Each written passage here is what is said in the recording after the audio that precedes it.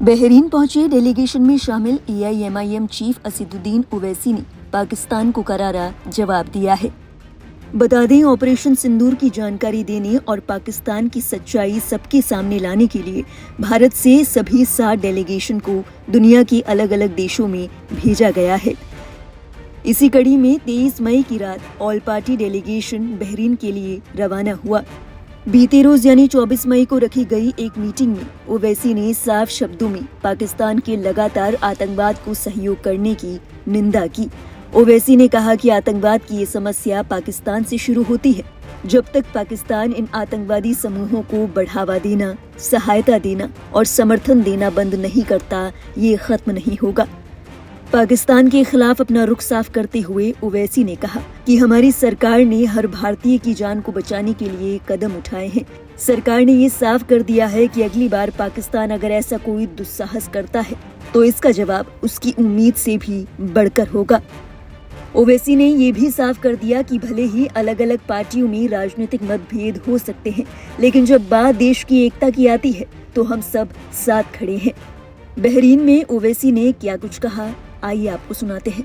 और दुर्भाग्य से आप जानते हैं कि ये पहला और आखिरी मामला है और उस चिंता के कारण हमारी सरकार ने हमें यहाँ भेजा है और संसद में सभी दलों के सदस्यों के विभिन्न प्रतिनिधि मंडलों को दुनिया के विभिन्न भागों में भेजा है ताकि दुनिया को ये पता लग सके कि भारत किस खतरे का सामना कर रहा है।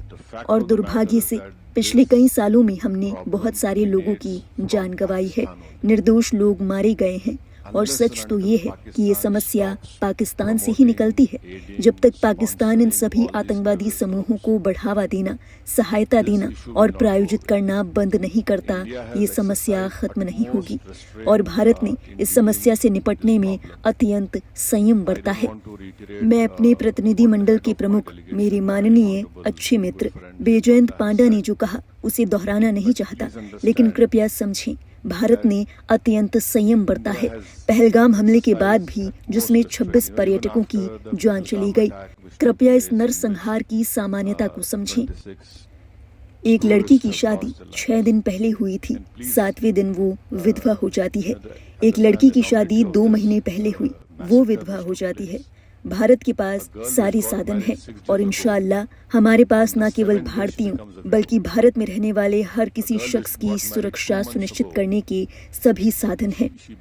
आप 9 या 10 मई को देखें, जब पाकिस्तान ने हमला किया, जो कुछ भी उनके पास था उन सारे साधनों के साथ भारत की मुख्य भूमि को कोई नुकसान नहीं हुआ।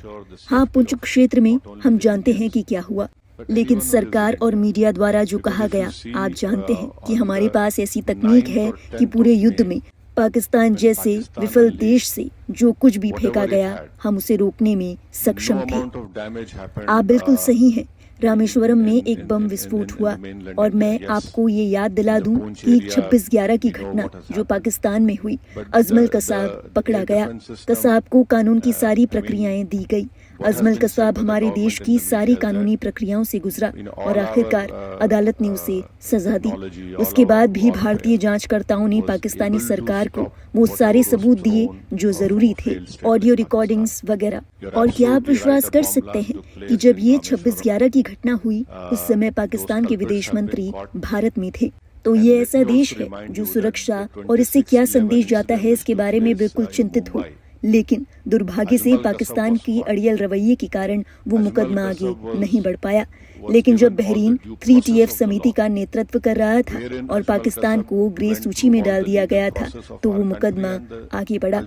उसके बाद पाकिस्तान ग्रे सूची से बाहर आ गया और दुर्भाग्य से उन लोगों को केवल मनी लॉन्ड्रिंग में दोषी ठहराया गया, न कि आतंकवादी आरोपों में। और जाकिर रहमान लहरी नाम का एक संयुक्त राष्ट्र नामित आतंकवादी था। मुझे नहीं पता कि दुनिया में ऐसी जेल प्रणाली कहाँ है जहाँ जाकिर रहमान नाम का एक आतंकवादी है और जेल में रहने के दौरान उसकी पत्नी एक बच्चे को जन्म देती है। अब ये पाकिस्तान की कानूनी व्यवस्था या राज्य के समर्थन का मामला है, इसलिए मैं आपको पूरी जिम्मेदारी के साथ केवल ये आश्वासन देना चाहता हूँ कि हमारी सरकार ने हर भारतीय की जीवन की रक्षा के लिए सभी कदम उठाए हैं। और सरकार ने ये बहुत स्पष्ट कर दिया है कि अगली बार अगर वो दुस्साहस करेंगे तो जवाब उनकी उम्मीद से परे होगा। देखिए, हम उस तरह से जवाब नहीं देना चाहते, लेकिन भारतीयों की धैर्य की एक सीमा है। आप भारत में आकर लोगों को नहीं मार सकते, आप बम नहीं रख सकते। पहला आतंकवादी आत्मघाती बम विस्फोट जम्मू कश्मीर विधानसभा के सामने हुआ था, फिर उरी हुआ, फिर पुलवामा, और पिछले साल जुलाई में आतंकवादियों ने जाकर उन हिंदू तीर्थ यात्रियों को गोली मार दी जो उस विशेष बस में जा रहे थे। 7 लोग मारे गए थे। इसलिए मुझे लगता है कि हमारे देश में एक मत है, चाहे हम किसी भी राजनीतिक पार्टी से संबंधित हों। हाँ, हमारे राजनीतिक मतभेद हैं, लेकिन जब हमारे देश की अखंडता की बात आती है, हम एक हैं। ये सही समय है कि पड़ोसी देश इस बात को समझे, और मैं आशा करता हूँ और अनुरोध करता हूँ कि बहिनी सरकार FATF की ग्रे सूची में पाकिस्तान को वापस लाने में हमारी मदद करेगी, क्योंकि इस पैसे का इस्तेमाल उन आतंकवादियों को समर्थन देने के लिए किया गया है।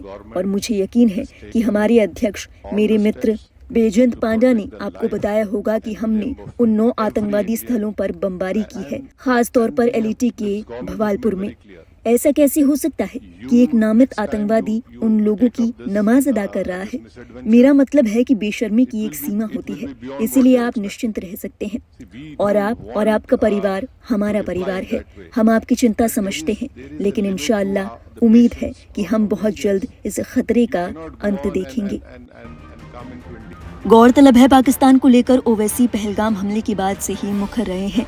इससे पहले भी वो अपने भाषणों में पाकिस्तान को जमकर फटकार लगा चुके हैं।